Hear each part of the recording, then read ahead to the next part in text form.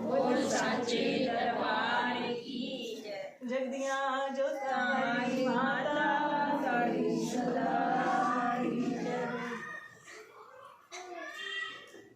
माता तो साड़ी है और जय ਤੁਹਾਡੀ है। कह दो जय माता जय करे शेरा वाली दा बोल साचे दरबार की जय। क्योंकि हम साड़ी कहे या ਤੁਹਾਡੀ कहे, माँ जानी जान है, उन्हें तो वैसे ही सब पता है कि किसकी जयकार हो रही है और क्यों जयकार हो रही है। उसने ही हम सबको बनाया है। तो बात आगे बढ़ाने से पहले आज वैसे ही बात हो रही थी कि हम आपसे इतना प्रेम करते हैं कि किस तरह दिखाएं ये भी नहीं आता।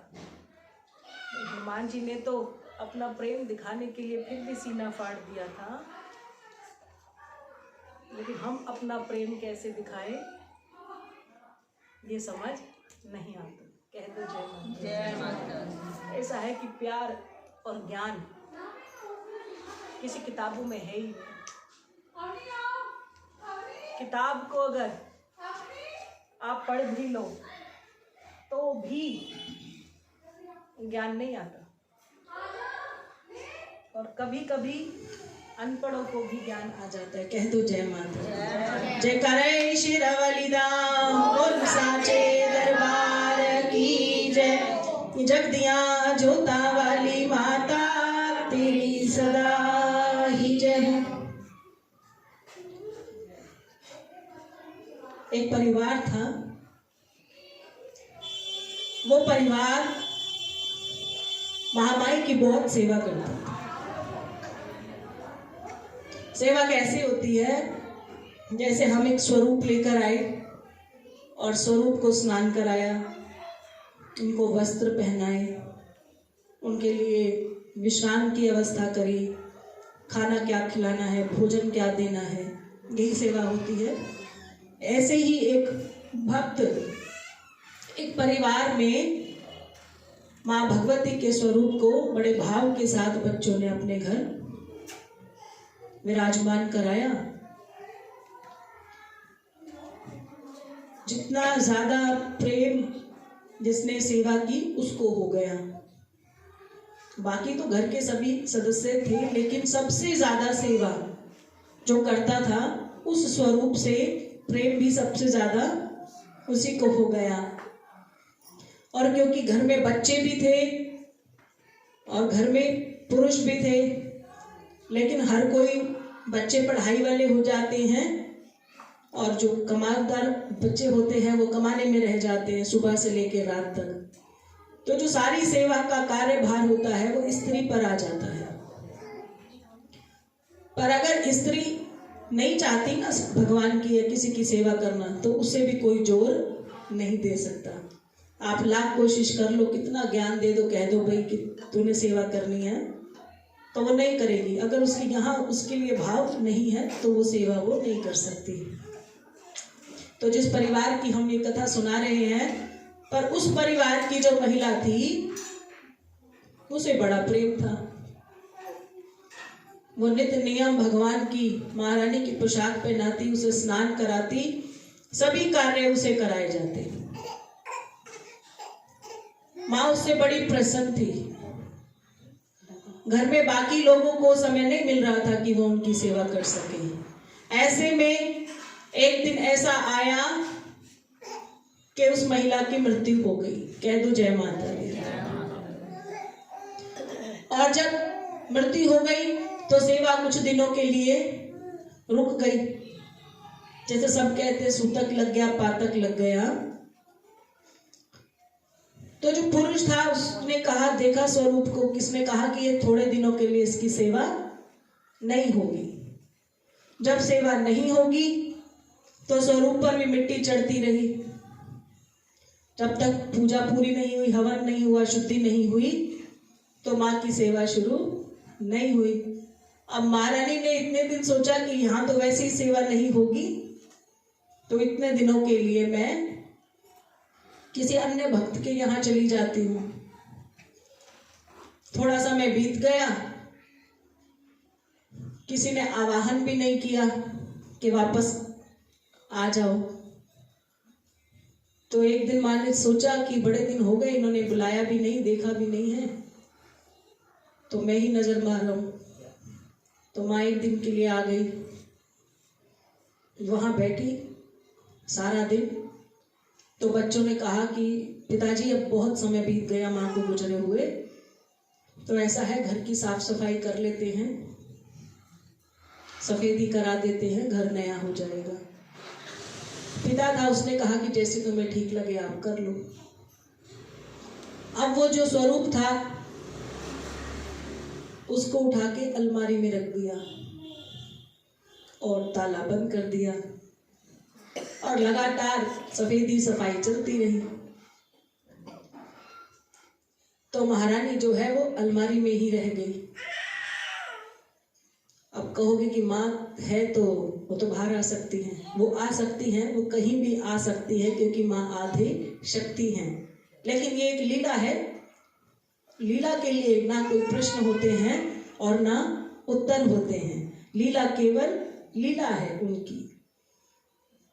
जब कुछ समय बीत जाता है तो महारानी कहती है कि अब तो ये मुझे बिल्कुल भूल गए, अब तो मुझे ही कुछ ऐसा करना पड़ेगा कि ये फिर मेरी सेवा में लग जाए। इतने दिन बीत गए और जो स्वरूप है वो तो अलमारी में ही बंद रखा हुआ है। अब क्या करे माँ? तो जो घर का सबसे बड़ा व्यक्ति था उसका गुड़ बनाने का काम होता है। अब बहुत महीने बीत गए हैं, सब कुछ ठीक भी हो गया है, सब भूल गए उसे। तो एक दिन वो गांव जाता है और वहां पर गुड़ बेच रहा है। एक दिन गुड़ बेचता है और गुड़ बेचने के बाद एक पेड़ के नीचे आके सो जाता है। तो वहां एक छोटा सा बच्चा यानी कन्या के रूप में एक बेटी आती है और वो कहती है कि आपकी टोकरी में थोड़ा सा गुड़ है। तो वो कहते हैं कि नहीं, गुड़ तो मैंने सारा बेच दिया। वो कहती है अच्छा ठीक है, मेरा गुड़ खाने का बड़ा मन था। तो उन्होंने कहा कि मैं कहीं और से खरीद के दे देता हूँ। तो उसने कहा नहीं नहीं, किसी और का नहीं खाना, गुड़ तो वही खाना है जो आपने अपने हाथों से बनाया हुआ है। तो वो कहते ठीक है, जब मैं गांव में अगली बार आऊंगा तो मैं गुड़ लेता आऊंगा। तो वो कन्या समझती है कि अभी तो ये आज आए हैं, पर 1 महीने बाद आएंगे, तो 1 महीने तक गुड़ की मेरी छुट्टी हो गई। तो वो वापस घर आते हैं और फिर कहीं कहीं बेचने चले जाते हैं। तो इस बार वो सोचते हैं कि अब की बार मैं गुड़ थोड़ा ज्यादा लेकर जाऊंगा, कि पता नहीं वो गुड़िया मिलेगी या नहीं मिलेगी। अगर मिलेगी तो वो जो गुड़ है मैं उसे दे दूंगा। लेकिन सारा दिन वो गांव में घूमते रहे, वो बच्चा उन्हें नहीं दिखा। और शाम को वो बेच के आ रहे थे तो कोई और भी खरीदार ने कहा कि थोड़ा सा अगर गुड़ है तो दे दो। तो उनको लगा कि ये जो बिटिया है इस गांव की शायद नहीं होगी, अब तो रात होने को आई है, तो अब तो ये गुड़ मैं बेच ही देता हूं। तो वो फिर अपना गुड़ बेच देते हैं। अब बेच दिया और रात होने को आई है, तो गांव है और लाइटों की नहीं है, व्यवस्था नहीं है, तो वो कहीं जाकर बैठ जाते हैं। तो वहां वो बच्ची जो है पेड़ के नीचे दिया लगाने आती है। तो वो कहते हैं कि बिटिया कहती है कि अंकल आप तो वही हो, इतनी रात को यहाँ क्या कर रहे हो? उन्होंने बताते हैं कि मैं सारा दिन गुड़ बेच रहा था और अब रात हो गई, अब मुझे आगे नहीं दिख रहा है। तो उसने कहा ये दिया तो मैं पेड़ के नीचे लगाने के लिए आई थी, तो ऐसा करो आप इसे दिए के रास्ते अपने घर चले जाओ, पर अगर हो तो थोड़ा सा गुड़ दे देना। तो वो मायूस से हो गए और कहने लगे कि ये क्या, मैं तो सुबह से लेकर रात तक संभाल के रखा हूँ और बल्कि उससे अच्छा मैं बना के आया हूँ, कि अगर वो बच्ची मुझे मिलेगी तो मैं उसको अपने हाथ का गुड़ जरूर खिला दूंगा। तो मन में विचार करता है कि अब तो मैंने बेच दिया। तो वो कहते हैं कि ऐसे करता हूँ, जो वो वाले पैसे हैं ना वो मैं उस कन्या को दे देता हूँ कि बेटे तू ये पैसे रख ले और गुड़ कहीं से लेके खा लेना। तो वो कहती है पैसों की बात है ही नहीं, अगर गुड़ है तो दे दो, नहीं तो कोई बात नहीं। तो वो कहने लगे अच्छा ये पैसे ये समझ के रख लो कि इतने का दिया है, इसमें तेल है, तो आप ये पैसे रख लो। तो उसने कहा कि बात ये है ही नहीं, आप दिया भी ले जाओ, क्योंकि ये एक सत्य बात है कि हम वृक्षों के नीचे दिए लगाते हैं, पैसों के ही लेके आते हैं, दिया लाते हैं, घी तेल बाती सब कुछ पैसों की ही लाते हैं, पर ईश्वर को पैसों से मतलब नहीं है। और कलयुग है, यहाँ किसी को जान लेके जाओ और कहो दुकानदार को कि जोत के लिए रुई तेल चाहिए, तो वो कहेगा इसका जो तुम्हारा मन करे कहो, मुझे मेरे पैसे दे दो। तो यही है भगवान और इंसान में पहचान। अगर आप किसी ऐसे केंद्र में जाते हैं जहां आप ठीक हो जाएंगे पर उसकी फीस है हर जगह, तो बस यही आप एक पहचान अपने हृदय से कर लो कि जो बच्चा किसी ऐसे स्थान पर चला जाए जहां उसको ये बताया नहीं जाए कि तेरी जेब में कितने नोट हैं, इस तरफ उसका ध्यान नहीं लगाया जा रहा, वही सच्चा दरबार है। जयकारे शेरा वाली दा। वो दिया दे देते हैं और दिया लेकर वो अपने गांव को, वो जो अंधेरा है उसे पार कर लेता है और अंत में अपने घर आ जाता है। क्योंकि घर में बेटा भी है बेटी भी है, तो वो पूछ लेते हैं कि पिताजी ये दिया कहाँ से ले आए। तो वो सारी बात उनको बताते हैं कि ऐसे ऐसे एक बिटिया ने मुझे ये दिया दिया। तो वो कहने लगे कि कोई नहीं, आप ये दिया दे दो, फिर हमारे काम आ जाएगा, दिया है खराब थोड़ी नहीं होगा, लेकिन ठीक है अगली बार आप उसके लिए कुछ अच्छी सी चीज लेकर जाना। तो उन्होंने कहा कि ये कुछ और नहीं मांग रही थी, वो गुड़ ही मांगा उसने। एक बार पहले भी निवेदन किया तो नहीं था, और आज भी शायद उसके भाग्य में वो गुड़ खाना लिखा नहीं था। मैं तो सुबह से लेके और शाम तक उसको ढूंढता रहा और वो मुझे नहीं मिली, और उसी चक्कर में मुझे रात हुई और फिर भी मैं उसे गुड़ नहीं खिला सका। तो बच्चे घर की सफाई कर रहे थे, तो जैसे ही कमाकर हम धन लेकर आते हैं तो कहाँ रखते हैं? अपनी अपनी अलमारियों में, तिजोरियों में रखते हैं। तो बहुत सारा धन इकट्ठा हो गया और उनके घर की बेटी ने कहा कि पिताजी जितना आप इस महीने में सारा इकट्ठा कर कर आए हो मुझे दे दो, ताकि मैं वो सारा का सारा धन जो है अंदर रख सकूं, क्योंकि माँ भी ऐसे ही किया करती थी। तो जैसे ही उन्होंने अलमारी खोली और सामान वहां जो धन था उसे वहां रख दिया, तो माँ को लगा कि इतना सारा धन रख रहे हैं तो शायद अब मुझे देख लेंगे।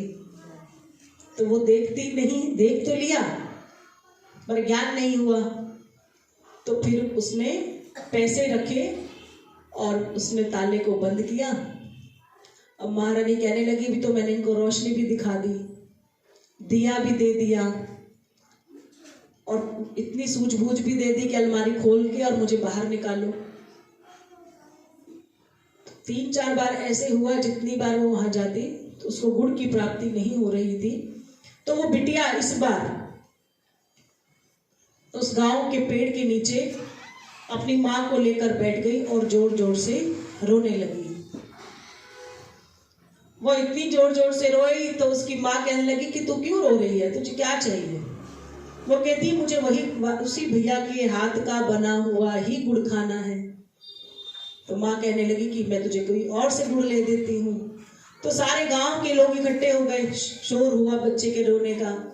तो कहने लगे तुम इसे रुला क्यों रहे हो, पास में ही तो गांव है, तो हम उसी के घर चले जाते हैं और जाके उसको गुड़ की बात कर देंगे। तो उसकी माँ कहने लगी कि ठीक है, चलो भाई, सारे 3-4 लोग मिले और ढूंढते ढूंढते ढूंढते ढूंढते उस गुड़ वाले के घर आ गए। दरवाजा खटखटाया तो उस भाई ने दरवाजा खोला और बेटी को देख के थोड़ा सा दंग रह गया और पूछा कि पीछे देखा 4-5 लोग और भी हैं कि आप सब यहाँ क्या कर रहे हैं? तो कहते हैं आपको ढूंढ ढूंढ के यहाँ पहुंचे हैं, इस बेटी को आपके हाथ का गुड़ खाना है। तो उनकी आंख में आंसू आ गए कि मेरे गुड़ में ऐसा क्या है? मेरे बच्चे ने इतना उसको पसंद आ रहा है कि मेरे हाथ का बना हुआ गुड़ कि वो इतना रो रही है। वो उसे अंदर बिठाते हैं, पास बिठाया, गुड़ बना हुआ निकाला, गुड़ बना तैयार हो गया। तो हर जगह सुबह सुबह ही लेकर जाते हैं। तो उन्होंने कहा कि अभी गर्म है, गुड़ बिल्कुल ताजा बना हुआ है। तो निवासियों को कहा आप थोड़ी देर के लिए बैठ जाओ, अभी थोड़ा ठीक हो जाएगा, फिर हम गुड़ आपके बच्चे को खिलाएंगे भी सही और लपेट कर घर के लिए भी जरूर देंगे। गुड़ थोड़ा अच्छा सा हुआ तो बच्चे के मुंह में गुड़ डाला और बच्चा मुस्कुराने लगा। तो जैसे ही बच्चा मुस्कुराने लगा, गुड़ को लपेट के देना है तो किस में दे? आजकल तो फिर भी लोग थैलियों में लेकर सामानों को जाते हैं। असल बात तो ये है कि मीठी वस्तु को कभी ऐसे थैलियों में नहीं लेकर जाया जाता था, एक स्थान से दूसरे स्थान तक अच्छी तरह लपेट के लेकर जाते थे। कहते थे कि अभी मीठी चीज है, उसे हवा जल्दी लग जाती है, इसलिए आप सबको कहते हैं कि आपका मुंह मीठा है तो कुल्ला कर जाए। तो जैसे उसको मीठा लपेट कर गुड़ के लिए देना था, उन्होंने फिर अलमारी खोली और जैसे ही उन्होंने कपड़ा खींचा, जो माँ का स्वरूप है वो उसी गुड़ के ऊपर आके गिर गया। क्योंकि गुड़ गीला था, तो जैसे ही गुड़ उसके ऊपर स्वरूप गिरा, तो जब वापस उसे उठाया तो गुड़ के अंदर माँ की प्रतिमा बन गई। और माँ ने अच्छे अपने हृदय से विचार किया कि मेरा इतने से क्या होने वाला था तो मुझे तो पूरा का पूरा ही गुड़ चाहिए। तो जैसे ही उस स्वरूप को देखते हैं तो घर के बच्चे कहते हैं कि पिताजी जब से अंदर है, ये तो माँ इसकी सेवा किया करती थी और हर रोज ताजे गुड़ का जो भोग है सबसे पहले इन माँ को लगता था। तो हमसे बहुत बड़ी गलती हो गई कि माँ के जाने के बाद हम इस नियम को भूल गए, क्योंकि जो कुछ भी माँ इनकी सेवा करती थी और इनसे मांगती थी, किसके लिए मांगती है माँ? जो घर की माँ है वो हमेशा अपने बच्चों के लिए मांग करती है।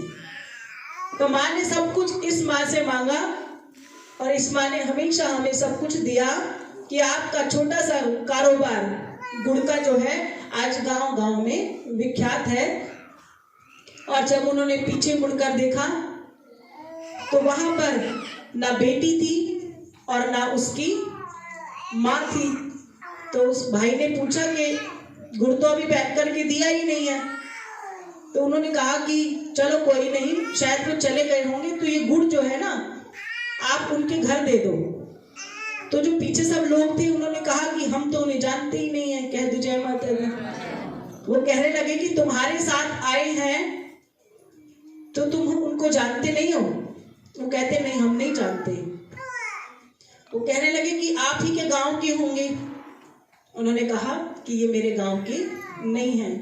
पूछताछ कराई कि आसपास के किसी गांव के वो बच्चे और माँ होगी।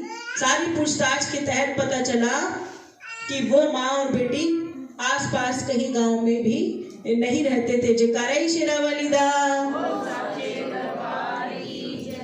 तो जब हमारे बड़े लोग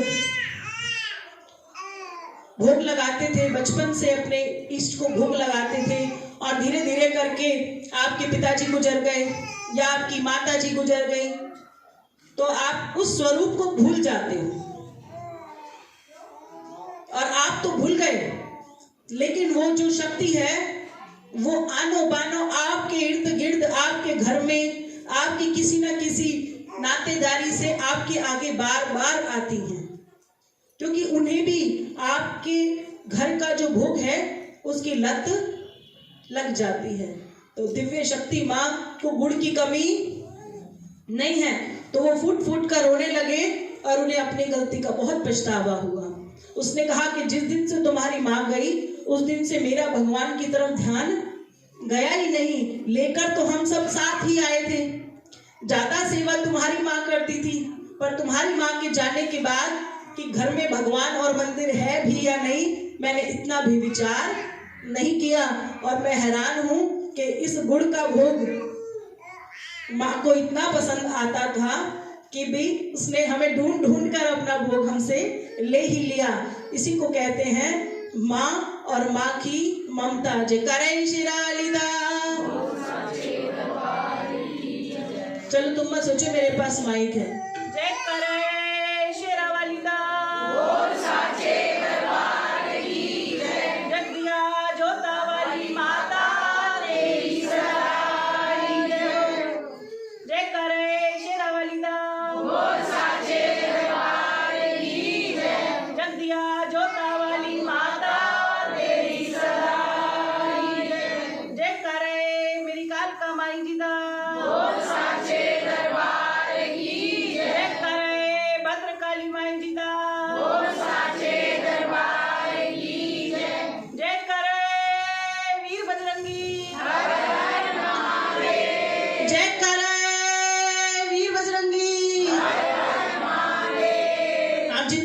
बोलते हैं उतने ही विकारों का नाश होता है। तभी तो हम क्या कहते हैं, धर्म की जय हो, अधर्म का नाश हो। तो हम जब कभी अधर्म होता है हम उसके नाश के लिए खड़े होते हैं, कहते हैं आग लगे जो हो रहा है उसे होने दो। धर्म की जय हो, अधर्म का नाश हो, प्राणियों में सद्भावना हो। है सद्भावना। तब तक जब तक सद्भावना ही नहीं होगी तो विश्व का कल्याण तक तो बहुत बड़ी बात है भाई। हमें सबसे पहले किसका कल्याण करना है? अपना, खुद का। जयकारा शिरालिदा। इसलिए हमें अब जो बोला है उस पर ध्यान रखना है ना, कि धर्म की जय हो, अधर्म का नाश हो, प्राणियों में सद्भावना हो और विश्व का कल्याण हो। तो विश्व का कल्याण अपने आप ही हो जाएगा अगर हम यहाँ जितने लोग बैठे हैं उनके हृदय में भी सद्भावना पैदा हो जाए। बोला सच्चे दरबार की जय हो। क्योंकि प्रभु ने त्याग के महत्व को सबसे बड़ा बताया है। उन्होंने कहा कि जब हम किसी भी चीज का त्याग करते हैं तो चढ़ाने से ज्यादा छोड़ने में बड़ा मजा है। चढ़ा रहे हैं क्या, वो तो उन्होंने ही आपको दिया है और आप उनको ही चढ़ा रहे हैं।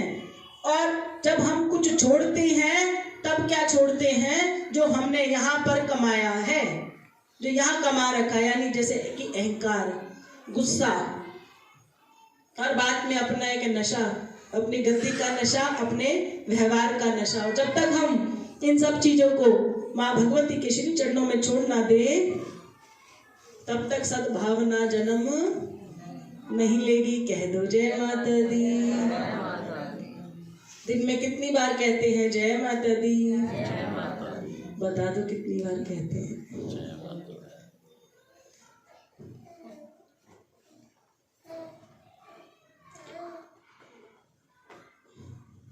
अरे कोई तो बोल दो, कह दो जय माता दी।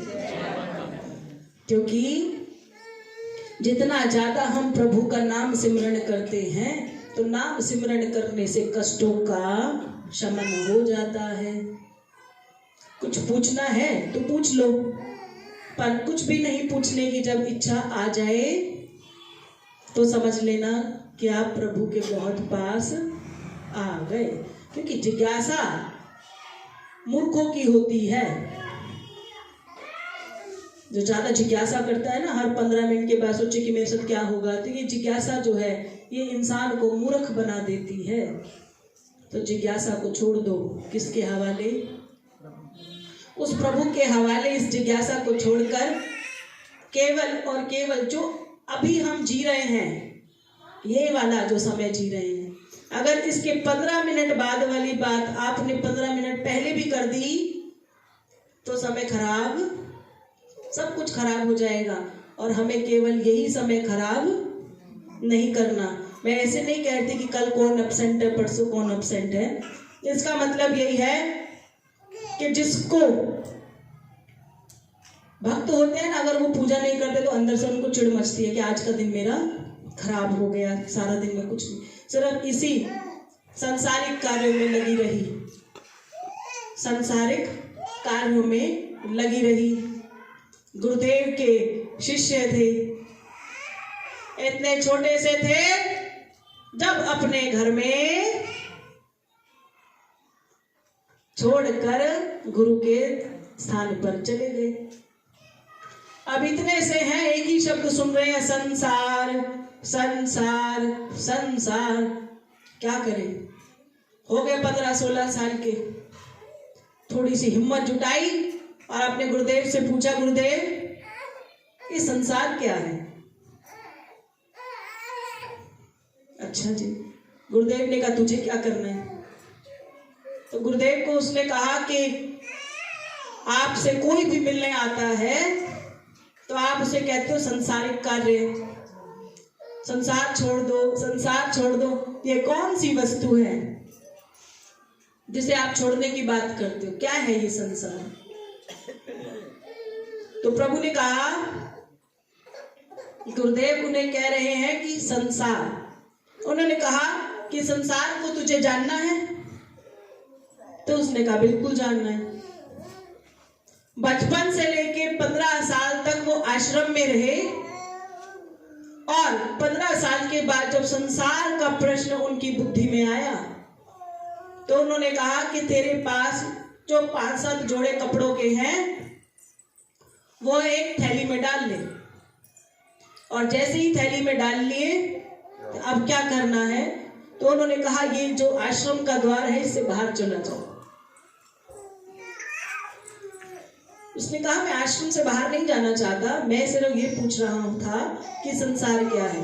तो उन्होंने कहा कि 2 साल है तेरे पास, 2 साल यहां से चल रहा और 2 साल के बाद गोल गोल घूम के वापस आ जाना, आपके गुरु की यही आज्ञा है। तो शिष्य ने भी सामान सारा समेटा और निकल गया। आधे रास्ते पहुंचा, किसने कहा कि कितना सुंदर नवयुवक है, कितनी अच्छी इसकी भुजा है, कितना अच्छा शरीर है, तो इसको कहीं काम में लगा देते हैं। तो उससे पूछा भैया रोटी? तो उसने कहा काम करो और खा लो। अब 15 साल तक तो उसने सिर्फ फूल पत्तियां इकट्ठी करी थी। कहा इतना सुंदर है, लंबा ऊंचा है, उसने उसको सेवा बता दी। 5-7 महीने उसने वहां काम किया और सिर्फ खाने को क्या मिल रही है? सिर्फ रोटी। उसने कहा इतनी मेहनत कर रहा हूं और एक जोड़ा कपड़ा भी नहीं खरीद पाया, सिर्फ 2 वक्त की रोटी खाने को दे रहे हैं। तो अंदर से गुस्सा आया और विचार करा आज रात को अपने कपड़े उठाऊंगा और यहां से निकल जाऊंगा। निकला, आगे कहीं किसी के घर में फंस गया। कह दो जय माता दी। जय माता। तो यहाँ मैं तुझे घर भी दूंगा रहने के लिए, लाइट भी होगी, पंखा भी होगा, फ्रिज का ठंडा पानी भी होगा, तुझे सब कुछ मिलेगा। तो उसने कहा यहाँ करना क्या है? तो उन्होंने कहा चौकीदारी। जब चौकीदारी करने का काम मिला, कितना अच्छा काम है, कह दो जय माता दी। कोई और आया और चोरी कर गया, उसको तो आनंद से सोने की आदत पड़ गई, पंखा चल रहा है। जब पीछे से कोई और चोर ले गया उसका सामान, मालिक आया तो उसने कहा दो भाई सामान चोरी हुआ है, तुमने किया है? वो कहता मैंने नहीं किया। तो उसके ऊपर इल्जाम आया कि चोरी तो तूने करी है सामान दे, और नहीं तो कहाँ जा, जेल में जा। सामान तो था ही नहीं, कहाँ चले गए, जेल में। 6 महीने वहां की सजा काटी, फिर बाहर आए। थोड़ा सा फिर आगे बढ़े। एक दिन पार्क में बैठे हुए थे, सोच रहे थे अब कहाँ जाऊं, अभी तो 2 साल बाद एंट्री है वहां की। वहां देखा उसने बड़े जोड़े घूम रहे हैं यहाँ पे, कोई पार्क में बैठा है। हा। उसने कहा ये संसार होगा, बड़ा अच्छा लग रहा है देखने में। उसने सोचा मैं इतना बड़ा हो गया, अब तक अकेला घूम रहा हूं। अब उसे शायद यहाँ समझ में आया कि अकेले मेरा जीवन नहीं है। आगे बढ़ा, एक जगह सामूहिक विवाह चल रहे थे, कह तो जय माता। तो पता चला कि इस लड़की से अगर शादी करूंगा तो जो इसके पीछे सारा सामान रखा है ये मुझे फ्री में मिल जाएगा। कह दो जय माता। कितना आसान काम। एक तो पति परमेश्वर बन जाऊंगा और पीछे जितना ये सामान रखा है ये भी मुझे मिल जाएगा। उसने कहा अच्छा, गुरुदेव ने कहा था यही होगा वो संसार। तो भाई उसने भी कहा कि मेरा भी विवाह करा दो। सुंदर था, हट्टा कट्टा था, ऊंचा था, फटाफट 7 फेरे पड़े और घरवाली भाई मिल गई, सामान भी मिल गया। अब सामान तो मिल गया, अब वो क्या खाना, वो क्या बना, वो क्या लाएगी, कुछ सामान लाओगे तभी तो मैं बनाऊंगी। अब डबल मुसीबत में फंस गया। कह दो जय माता दी। धीरे धीरे करके 2 से 3 हो गए, खर्चे और बढ़ गए। पता चला 2 साल 5 साल वहीं बीत गए। गुरुदेव दरवाजे के बाहर 1 साल से देख रहे हैं, आया नहीं, लगता संसार देख लिया। कह दो जय माता दी। अब गुरुदेव बाहर देख रहे हैं पिछले 1 साल से, कभी इधर कभी इधर कभी इधर। बड़े दिन हो गए, कष्ट का घड़ा ऐसा घड़ा भर गया। कहने लगे भाई, अपनी घरवाली को कहते हैं कि मेरे गुरु हुआ करते थे, आज वो मुझे कष्ट से बाहर निकाल सकते हैं। तो वो उसे गालियां देने लगी, इतने 3 साल से हम तड़प रहे हैं, मरे जा रहे हैं, है ना, मोटे मूर्ख, दिमाग ही नहीं है इसमें। अगर तेरे कोई गुरु थे तो इतने दिन के कष्ट क्या भोगने थे, लेके चल मुझे।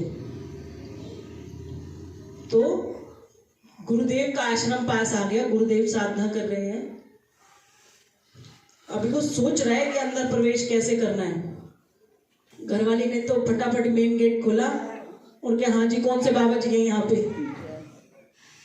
दरवाजा खोला, जाकर आराम से उनके शयन कक्ष में बैठ गई। अभी बेचारे साधना कर रहे हैं।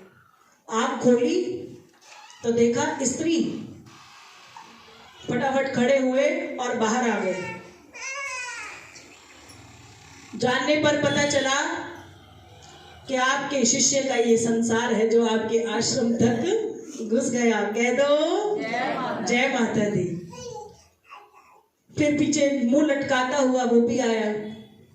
उसने गुरुदेव के चरण स्पर्श किए। गुरुदेव ने भी उसे बहुत सारा आशीर्वाद दिया, तथास्तु। तो उसने कहा बेटे, समय तो बहुत ज्यादा बीत गया, अवधि तो 2 साल की थी, अभी तो 5 साल से भी ज्यादा हो गए हैं। तो हंसने की बात नहीं है कि यह सत्य है कि वो जोर जोर से रोने लगा। उसने कहा कि गुरुदेव, केवल 2 साल का जो आपने मुझे वनवास दिया कि जाके संसार देख कर आना है, अब तो 5 क्या, अगर कष्ट ना आते तो 50 साल भी मैं संसार ही देखता रहता।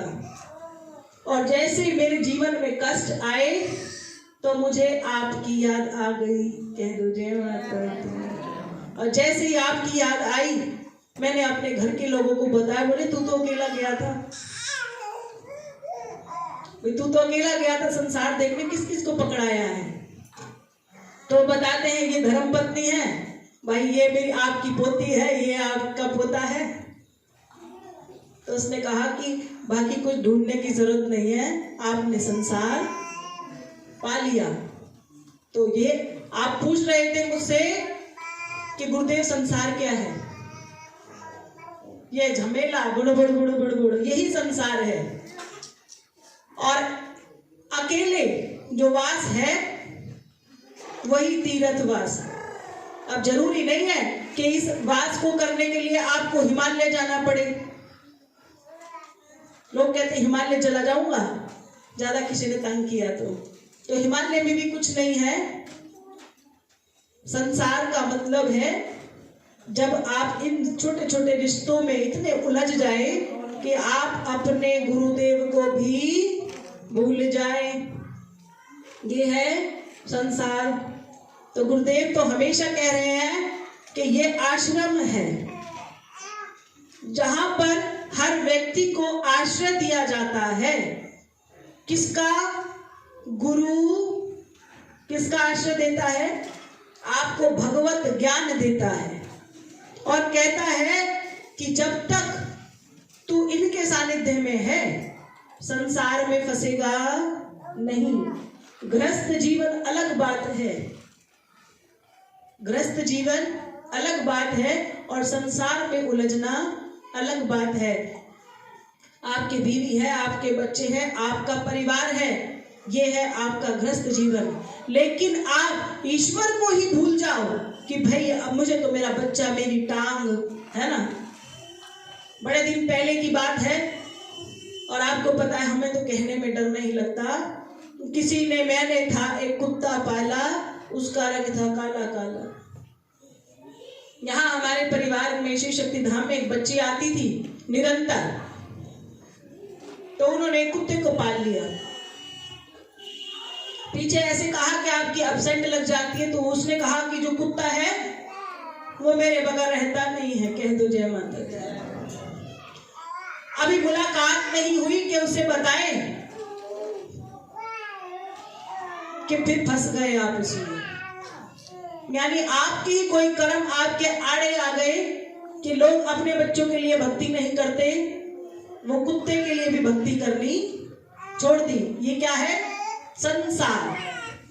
गृहस्थ जीवन में रहूं कोई दिक्कत नहीं है। गृहस्थ आश्रम इस धरती का सबसे सुंदर और सबसे अच्छा आश्रम है कि आप गृहस्थ में रहकर अगर ईश्वर भक्ति कर ईश्वर को पा लेते हो तो ये कई हजार गुना यज्ञ और तप के बराबर उसके फल की प्राप्ति मिलती है। लेकिन भक्ति के समय आप जानवर को इतना ऊंचा मत बनाओ कि उसकी वजह से आप भक्ति नहीं कर सकते। हो सकता है वो मर जाए और हो सकता है आप मर जाओ। भैया ये तो सत्य है ना, किसी की जीत हार का कुछ नहीं पता, कब ये सांसों की माला टूट जाए। कोई विचार मत करना, ना सोचना कि भैया ये अभी बहुत पक्की है। ये पक्की भी होगी तो जब मृत्यु काल का समय आएगा तो ऐसे अटक जाएगी कि 1 मिनट में सब कुछ खत्म कर देगी। और जन्म लिया है तो भक्ति करने के लिए ही लिया है।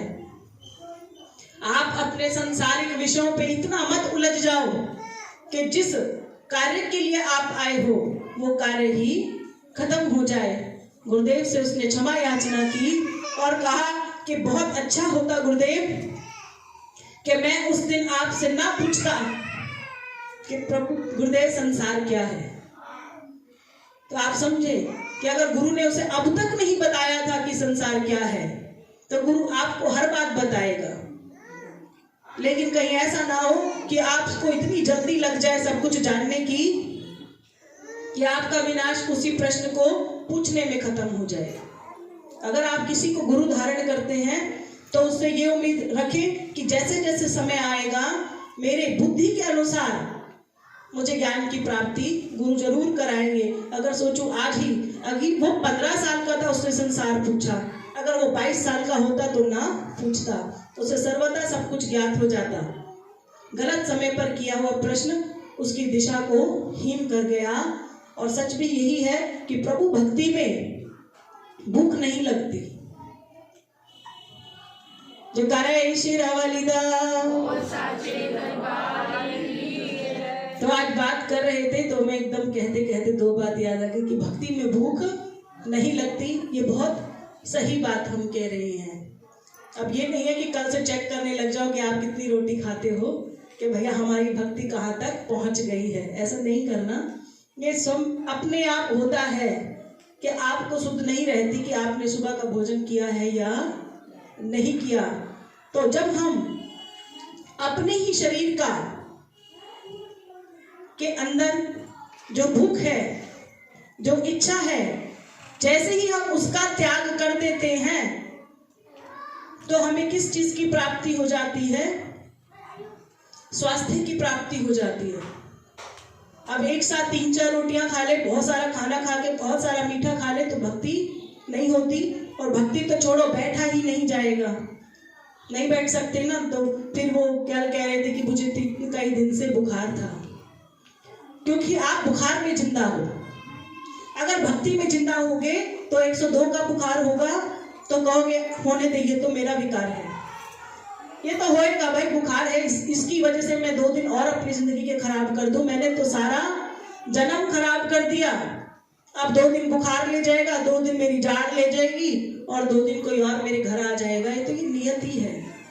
तो आपका जब मनुष्य जीवन का स्वाद शरीर से निकलता है तब किसकी प्राप्ति हो जाती है?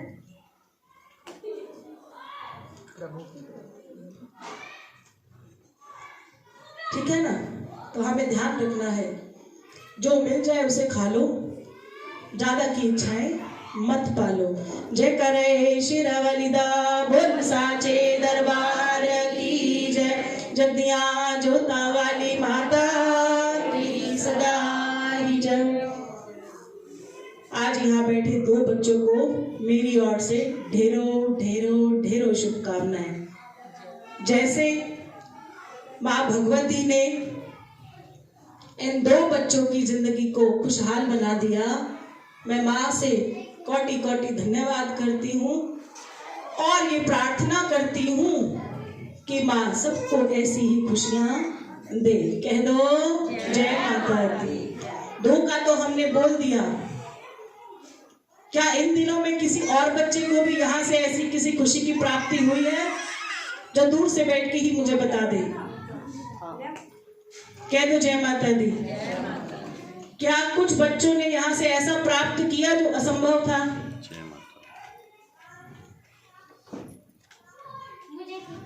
तुझे है, कह दो जय माता दी। बोल जय करे शेरावालीदा। इसे तो ये तो खैर डंके बजा बैठी है, तो हमने आज ही बोला ये शब्द डंके बजाना। माँ भगवती जब किसी को भरपूर देती है और जब वो उसके नाम के डंके बजाने लग जाता है तो याद रखना उसके डंके बजने से भी कोई रोक नहीं सकता। और जो इसके मिलने के बाद मुंह बंद करके ये सोचकर चुप होकर बैठ जाता है कि हम नहीं बताएंगे, तो वो अपने आगे के रास्ते स्वयं मिट्टी डाल देते हैं। कह दो जय माता दी। हम पहली बधाई दे रहे हैं शर्मा परिवार को। गगन शर्मा और कविता शर्मा, माँ भगवती की असीम कृपा से आज इनकी दुकान का मुहूर्त हुआ है। जयकारा शेरावालीदा। और मैं सिर्फ प्रार्थना ही कर सकती हूँ कि ये दुकान खुली है बच्चों की कच्चे क्वार्टर में, जहाँ सब्जी वाली दुकानें हैं वहां पर लिखा हुआ है शर्मा जी। कार्य है दूध दही पनीर वगैरह वगैरह, आप सब देख लेना, है ना। तो आप सब यहाँ आते हैं तो रिश्तेदार हैं एक दूसरे के काम को सहयोग अवश्य दें। जब भी अगर आपको ऐसे किसी खाद्य पदार्थ की आवश्यकता हो तो इस दुकान पर जाके जय माता दी कह देना।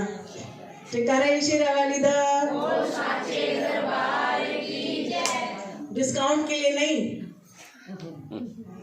कि जय माता दी कहते आधा किलो पनीर फालतू मिल जाएगा। बोल साचे दरबार की जय।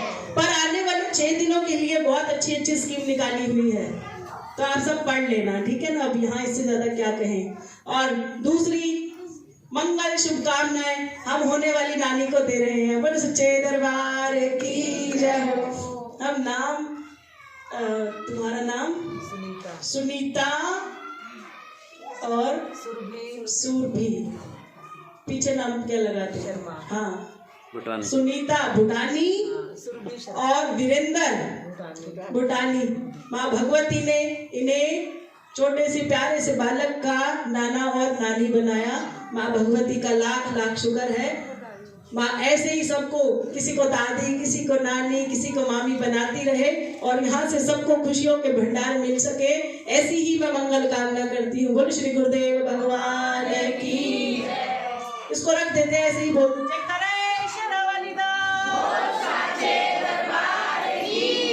जब दिया जोता वाली माता तेरी सदा ही जय। और तुम्हारा क्या नाम है?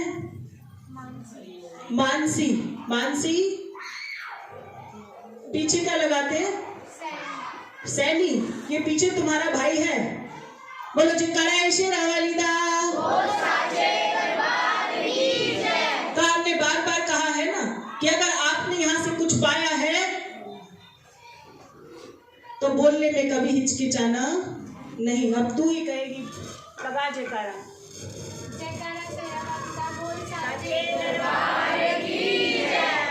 इसने पहली बार लगाया, इसके साथ सहयोग देना पड़ेगा। बोलेगी तू, ये पीछे बुलवा दूंगी मैं। आगे आ जा, अपने भाई को भी ले आओ, कह दो जय माता दी। आजा मेरे बेटे।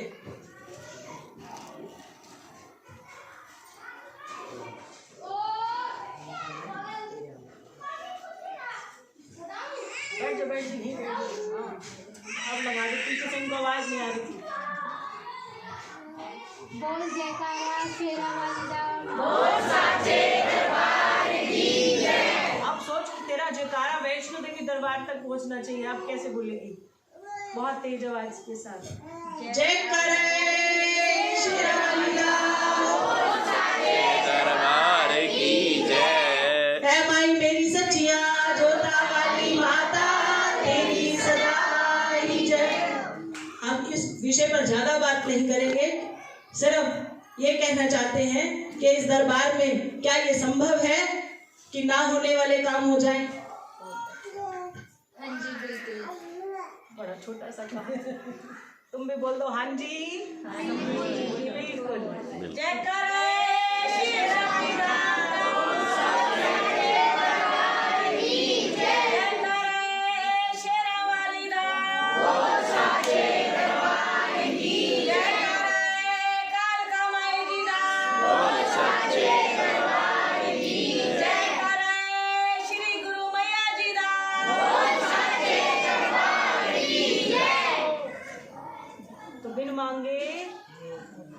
बिन मांगे मोती मिले और मांगे मिल कभी। क्योंकि बेटा हमें क्या चाहिए तुमसे? कुछ भी नहीं। लेकिन कहते हैं कि इसकी जय जयकार करने से हम इनको कुछ दे सके ना सके पर शुक्र अदा। लेकिन सच तो ये है कि बच्चे, ये सभी बच्चों को मांगने का ज्ञान तो फिर भी बाहर से किसी ने सिखा दिया, पर धन्यवाद का ज्ञान तो अब हम ही को ही सिखाना है। हम विषय नहीं बात करेंगे कि किस विषय पर हम ये बात कर रहे हैं, सिर्फ ये कह सकते हैं कि माँ भगवती ने इनकी झोली में वो डाला जो असंभव था। तो सारा संसार एक तरफ था और कोई ऐसी कष्ट की घड़ी थी जो इस बच्चे पर आई। तब इस बिटिया को गगन ने बताया कि तुम मेरी माँ के पास चले जाओ। तो धीरे धीरे, पहले इसको कम भरोसा था। कह दो जय माता दी। हमने कभी बोला नहीं पर आज बोल रहे हैं। तो पहले लगा कि चलो कह रहे हैं इतनी कष्ट की घड़ी है तो जाकर देख लेते हैं। फिर इसने अगली बार पूछा कि मेरा काम हो जाएगा? तो हमने कहा इसे की संशय नहीं रखना, जो होगा अच्छा होगा। पर ये भी इतनी परीक्षा लेती हैं, इतनी परीक्षा लेती हैं। क्यों? क्योंकि अगर एक ही दिन में दे दे सब कुछ तो इसकी जय जयकार कौन करेगा? तो समय के साथ साथ धीरे धीरे ऐसा समय आया कि आज ये दोनों भाई बहन एक साथ हैं। और हम माँ से प्रार्थना करते हैं कि जो दरबार से यहाँ से जुड़ गया, जो भी जुड़ गया उसके ऊपर कोई कष्ट ना आए। तो इसके लिए सिर्फ भजन करो, उनका संकीर्तन करो, उसका नाम जपो, उसका शुक्र करो। शुक्र करने में कभी कमी मत छोड़ना। एक बार हमने किसी के लिए इन्होंने ही किया काम, तो उसने कहा कि किसी ने उनसे पूछा कि आपकी इतनी तबीयत खराब थी तो आप कैसे ठीक हुए? तो उन्होंने मुझे को ही कहा कि मैया जी मैंने उनको कह दिया कि हमने किसी आई स्पेशलिस्ट से इलाज करवाया है। तो मैंने भी कहा जय माता दी। तो उसके 15 दिन के बाद क्या हुआ, उनको वो रोग फिर लगने लग गया। तो वो फिर मेरे पास आ गए, कहने लगे कि पहले तो बिल्कुल ठीक हो गए थे, अब फिर हल्की हल्की दिक्कत आ रही है। मैंने कहा छोटी मोटी दिक्कत है, किसी आई स्पेशलिस्ट को दिखा लो, वहां से ठीक हो जाएगी। तो उन्होंने कहा कि मैया जी को हमसे कईयों ने पूछा कि इतना सारा इलाज कराया, आंखों में दवाई भी डाली, सब कुछ करा, तो ठीक नहीं हुए, तो आपने कौन सा डॉक्टर करा, हमें भी बता दो, बड़े सारे लोग बीमार हैं। अब मर गए कहते कहते कि हमारा नाम तो लेना और इसका नाम लेना तो बेकार है। फिर भी हमने इनको कहा कि आप कह देना हर व्यक्ति को कि महामाई की कृपा है, आप मत लो, हमारा नाम हमें जरूरत नहीं है, पर उसका शुक्र तो आपको हर हाल में करना ही पड़ेगा। फिर क्या हुआ, फिर एक आंख बंद हुई, फिर दोनों बंद हो गई। कह दो जय माता दी। फिर हमने कहा कि अगर आपसे कोई गलती हो गई है तो क्षमा याचना कर लेना, पर वो मानने को तैयार नहीं, कोई गलती हुई है, अब इससे ज्यादा हम भी क्या कहें। इसलिए आप सभी बैठे हुए हम माँ के भक्तों को, प्यारे बच्चों को ये कहना चाहते हैं कि अगर इसकी जय जयकार करते रहते हैं तो आगे के द्वार बड़े सुंदर खुलते हैं।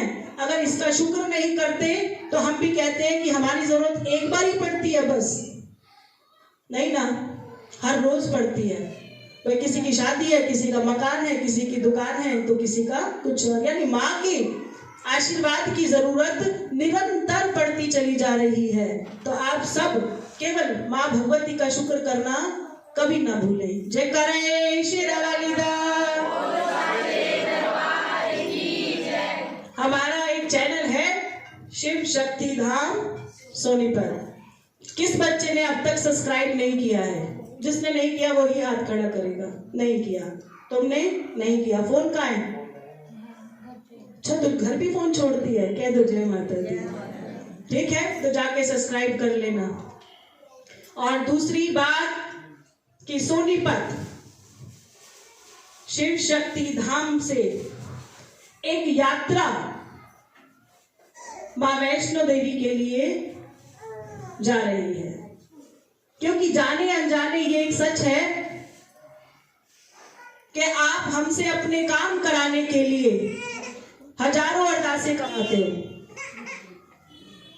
जयकारा शेरावाली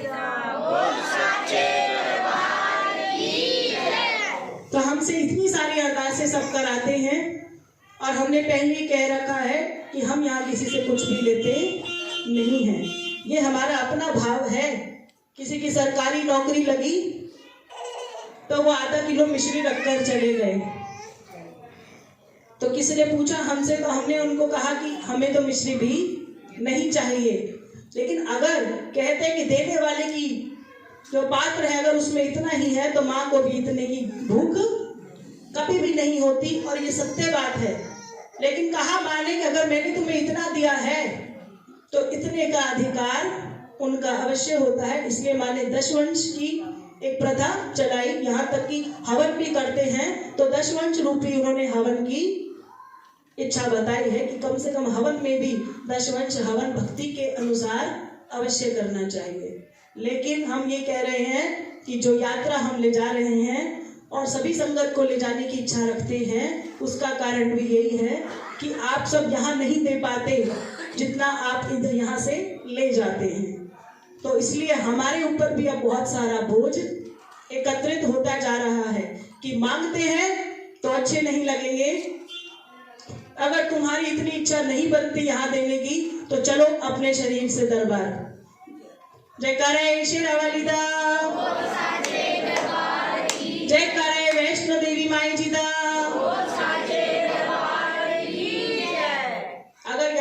कोई भी बच्चा दरबार जाने की इच्छा रखता है तो हमें जल्द से जल्द बता दे। किसने कहा था कि लोग फ्री में ले जाते हैं, अब फिर हमें मत फंसा देना, क्योंकि यहाँ से जो यात्रा जाएगी वो फ्री नहीं है। उसका शुल्क जो है 4500 रुपये है, जो कटरा से यात्रा शुरू होगी और शिवखोड़ी तक जाएगी, जिसके बीच में आपको 4 दिन है। 4 दिन में 3 समय का भोजन आपको उसी पैसों में कराया जाएगा, उसी में ही आपको निवास स्थान सोने के लिए दिया जाएगा, और भी माँ की कृपा से जो भी होगा उसी में होगा। तो हमने तय किया कि बस की जो यात्रा यहाँ से वॉल्वो जाती है 1500 रुपये में जाती है जाने का, वैष्णो देवी। तो वापस आएंगे तो 3000 तो हमें वैसे ही देना पड़ेगा, लेकिन मात्र 1500 रुपये और में आपको 4 दिन का खाना, रहना और शिवखोड़ी की यात्रा संगत के साथ कराई जाएगी। कह दो जय माता दी। तो हमें नहीं पता, इस बीच में वहां पर भजन रखा गया है कटरा में। कहते कि तीर्थ स्थल पर भजन करना और भजन सुनना, कराने वाले को कई अश्वमेध यज्ञ के फल की प्राप्ति होती है, और सुनने वाले को उससे भी कहीं गुना ज्यादा। कह दो जय माता दी। तो आप सबसे प्रार्थना है कि अगर आपको लगे कभी कि अभी हमने इससे इतना ले लिया, उतना भी हम यहाँ नहीं दे सके, तो मेरी प्रार्थना है आप सबसे कि आप लोग जरूर चले और हमारे पीठ का बोझ थोड़ा कम कर दे। कह दो जय माता दी। जयकारा शेरावाली दा बोल साचे दरबार की जय। बेटे ये मिठाई का डब्बा कहाँ से आया है? ये गौरव के घर जागरण है, जो देगा शहजादा। जय करे शेरावाली दा बोल साचे दरबार की जय। और जो पार्टी हमारे साथ जाएगी वो बड़ा मधुर संगीत करती है, तो उन्हीं के घर में ये जागरण है। नाम है गौरव शहजादा। उसी के लिए एक बार ताली बजा दो बहुत जोर से। बहुत मधुर कंठ है उसका, बहुत सुंदर गाता है, और जितना सुंदर गाता है उससे भी कहीं गुना ज्यादा सुंदर उसका मन है, और माँ के साथ उसकी लगन उससे भी कई गुना ज्यादा है। तो ऐसे भक्तों के कंठ से जब माँ का भजन सुनते हैं तो सच में माँ भी हमसे प्रसन्न हो जाती है। जयकारा शेरावाली दा बोल साचे दरबार की जय। जयकारा मेरा वाली दा बोल साचे दरबार की जय। माँ के प्यार की जय, माँ के दुलार की जय, सच्ची सरकार की जय। जय करे श्री गुरुदेव भगवान की जय। श्री गुरुदेव भगवान में सब आ जाते हैं, स्त्री आ गई, पुरुष आ गए, बच्चे आ गए, परिवार के गणेश जी आ गए, किसी एक की कमी नहीं है। गुरु रूप में सभी तत्व, पंच तत्व निवास करते हैं। सभी को जय माता दी, जय भोलेनाथ।